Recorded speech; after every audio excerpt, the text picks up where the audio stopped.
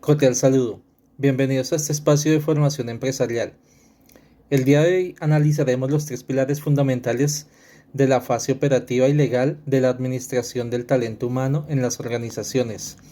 Abordaremos en detalle cómo se caracterizan los elementos de la nómina y sus cargas prestacionales, cuáles son las causas legales para desvinculación de personal y cómo la normativa laboral vigente ampara cada uno de estos procesos para garantizar la equidad y la sostenibilidad jurídica de la empresa.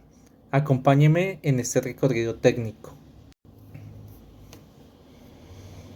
Caracterización de los elementos de la nómina, provisiones y parafiscales. Las llaves principales se dividen en devengado, deducciones y apropiaciones. El devengado y el salario.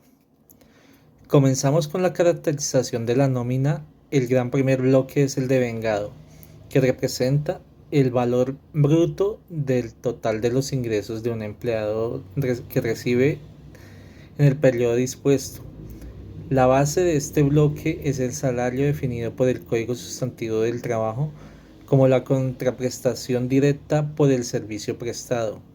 Al salario básico se le suman las novedades operativas, como son las horas extras, con sus respectivos recargos nocturnos, dominicales o festivos, comisiones por rendimiento. Adicionalmente, por ley se incorpora el auxilio de transporte para aquellos colaboradores que devenguen hasta 2 salarios mínimos mensuales vigentes. Las deducciones. Estas corresponden al segundo bloque y son los valores que legalmente se le restan al trabajador por su ingreso bruto para determinar el valor neto a pagar. Por ley, todo empleado bajo un contrato laboral debe aportar un 4% para el sistema de salud y un 4% para el fondo de pensiones. Si el salario supera los límites legales, se aplicará adicional a esto el fondo de solidaridad pensional y la retención en la fuente. Es necesario recordar que la empresa no puede realizar descuentos comerciales como libranzas o cuotas de cooperativas sin una autorización expresa y firmada por el trabajador o una orden judicial directa, como ocurre en las demandas de alimentos, etcétera. Prestaciones sociales y provisiones. Ese es el tercer bloque estructural. Son aquellas apropiaciones que constituyen la carga presupuestal que asume la empresa, que debe provisionar mes a mes.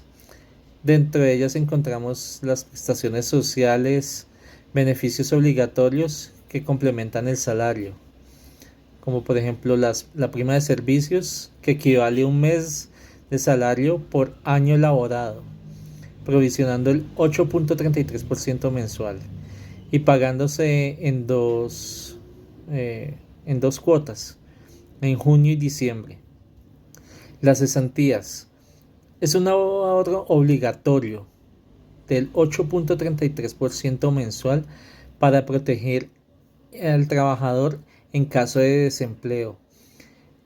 Los intereses sobre las cesantías es el 12% anual sobre el saldo acumulado de las cesantías, no del sueldo sino de las cesantías. ¿Sí? Vacaciones, aunque técnicamente son un descanso remunerado, se provisiona el 4.17% del salario para otorgar 15 días hábiles al año. Aportes para fiscales y seguridad social del empleador.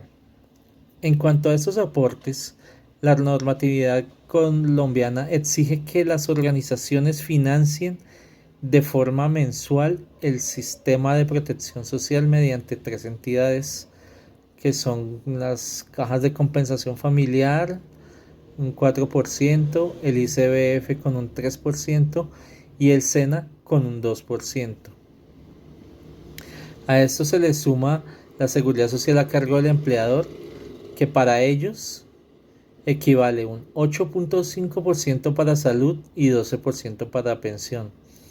Finalmente se incluye el aporte total a la ARL, que es la administradora de riesgos laborales, cuyo porcentaje varía de acuerdo al tipo de riesgo que tenga la persona.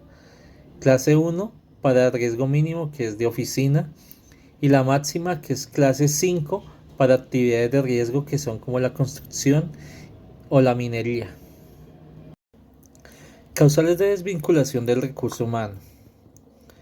La legislación laboral contempla causales específicas para dar terminado un contrato laboral, divididas en dos vías legales. La primera es con justa causa, estipulada en el artículo 62 del Código Sustantivo del Trabajo.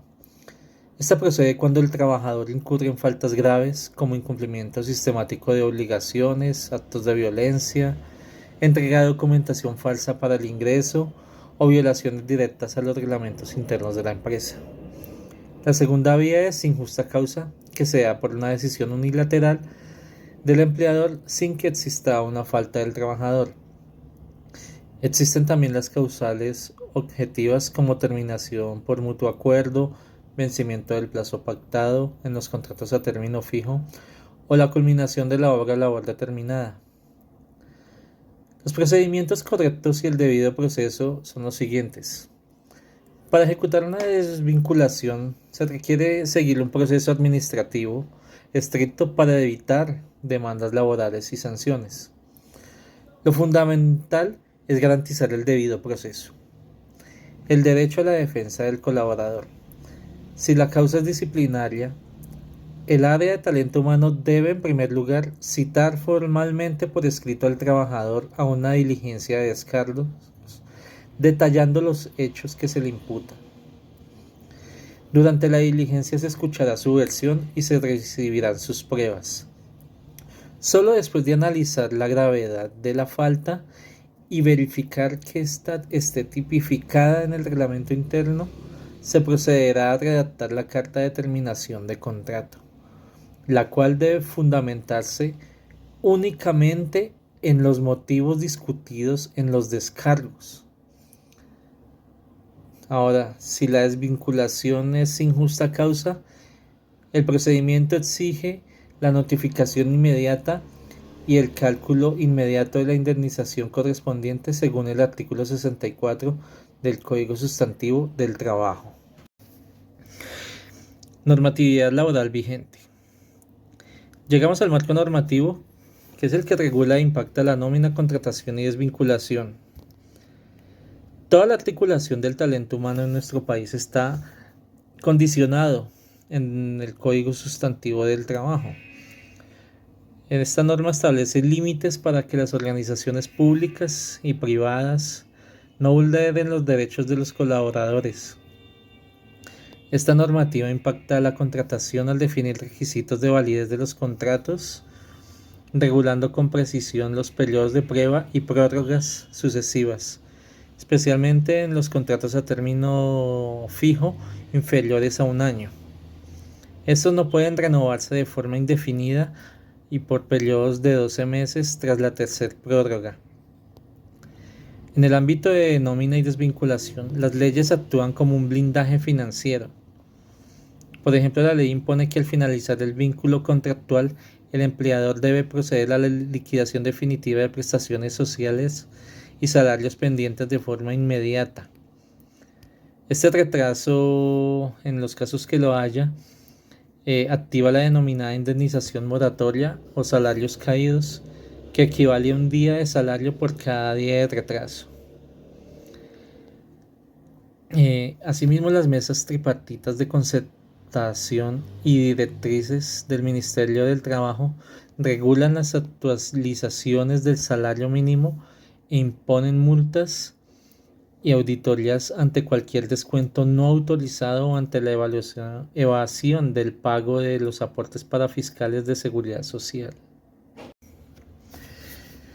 Bueno, en conclusión, el éxito de la gestión del talento humano radica en el equilibrio entre la productividad empresarial y el respeto riguroso de la normatividad laboral vigente.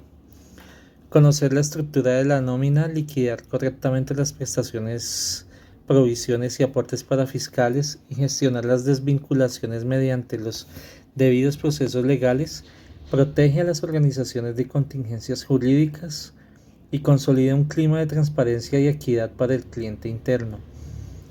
Agradezco su atención en este video formativo y los invito a aplicar estas directrices técnicas en sus organizaciones Muchas gracias y hasta una próxima oportunidad.